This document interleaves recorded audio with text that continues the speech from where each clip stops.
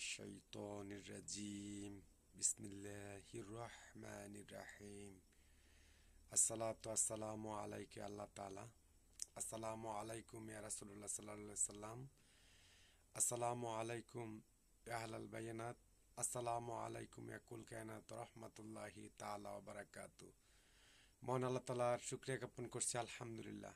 আমি মোহাম্মদ মুমিনুল ইসলাম গত 4 আগস্ট 2024 ইংরেজি ফ্যাসিস্ট সরকারের বিরুদ্ধে ফ্যাসিস্ট সরকারকে মানবতা বিরোধী অপরাধে আখ্যায়িত করে এক দফা বাস্তবায়ন প্রতিষ্ঠিত করার জন্য বাংলাদেশের সমস্ত জনগণকে লিখিত বিবৃতি প্রদান করে উদ্বুদ্ধ করে এক দফা বাস্তবায়ন কর্মসূচি প্রতিষ্ঠিত করার জন্য আহ্বান প্রদানকারী আহ্বায়ক নতুন বাংলাদেশের 2024 ইংরেজি 5 আগস্টের মহান স্বাধীনতার নতুন রাষ্ট্রস্থপতি। আমি এক দফা বাস্তবায়ন প্রতিষ্ঠিত করতে গিয়ে যে সকল বীরশ্রেষ্ঠ সন্তানগণ গুলিবিদ্ধ হয়ে শাহাদাত বরণ করে শহাদানদের কাফেলায় সম্মিলিত হয়েছে, সে সকল শহাদানদের রুহের মাগফিরাত কামনা ও বিনম্র শ্রদ্ধা নিবেদন করছি। ফ্যাসিস্ট সরকারের আমলে বিভিন্ন মেয়াদে জিম্মি রেখে গুম করে যে সকল শহীদ করা হয়েছে, হেফাজতে ইসলাম হত্যাকাণ্ড, বিডিআর হত্যাকাণ্ড, ভারত সরকারের মাধ্যমে বিএসএফ দ্বারা বিভিন্ন সময় বাংলাদেশের নিরস্ত্র মানুষকে শাহাদাত বরণ করেছে, সেই সকল শহীদানদের রুহের মাগফিরাত কামনা ও বিনম্র শ্রদ্ধা নিবেদন করছি। এবং এক দফা বাস্তবায়ন প্রতিষ্ঠিতকারী রাজপথের বিপ্লবী সূর্য সন্তানগণ, বীরুত্তমগণ গুলিবিদ্ধ হয়ে পঙ্গুত্ব জীবনযাপন করে হাসপাতালে ভর্তিরত আছে, তাদের অতি তাড়াতাড়ি চিকিৎসারত আন্তর্জাতিক চিকিৎসারত আছে, তাদের সুস্থতা দীর্ঘায়ু কামনা প্রদান করছি।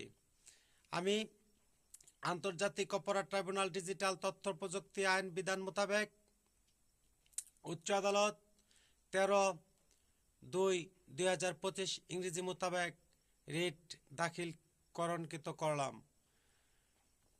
আমার নতুন বাংলাদেশের 2024 ইংরেজি 5 আগস্টের মহান স্বাধীনতার পরবর্তী সময়ে যেই দিন জুলাই আগস্ট গণহত্যা বর্বর নির্যাতন করে বিভিন্ন বাংলাদেশের নিরস্ত্র মানুষকে বিভিন্ন বাহিনী দিয়ে ফ্যাসিস্ট সরকার হত্যা করেছিল, সেই দিন সমস্ত বাহিনীর মদতপুষ্ট প্রমাণ রয়েছে সেই ফ্যাসিস্ট সরকারের অধীন তারা কাজ করেছে।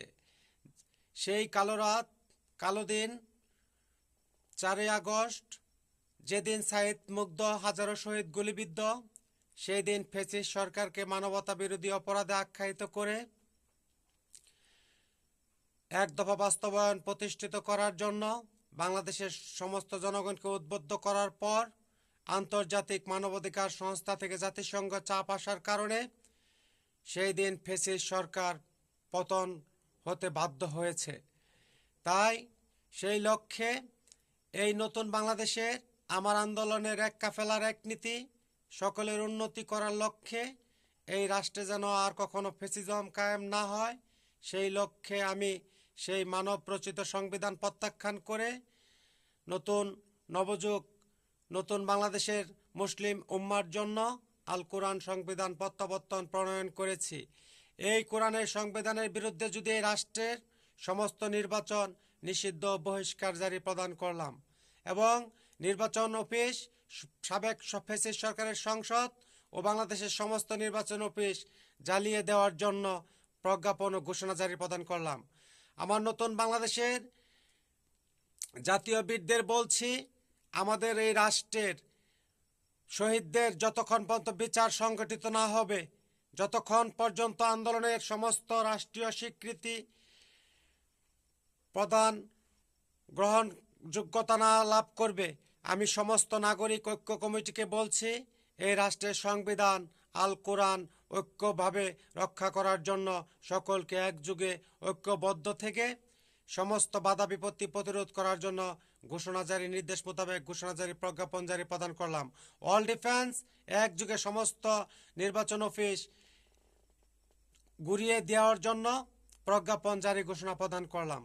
এবং এই রাষ্ট্রের আর কোনো রাজনৈতিক দল, আমার জাতীয় বীরদের বলছি, রাজনৈতিক দল কোনো সংগঠিত হতে গেলেই সেটা হবে দ্বিতীয় ফ্যাসিস্ট স্থাপনার আরেক কারখানা।